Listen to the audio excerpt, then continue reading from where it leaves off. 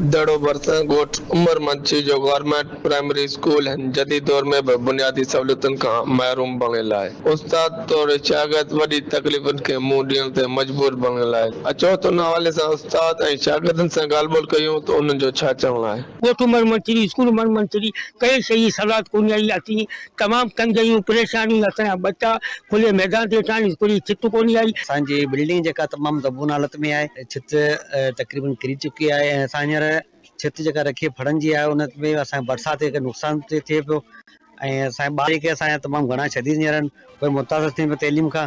न वॉशरूम जी सहूलियत आहे न पीअण जे पाणी जी सहूलियत आहे।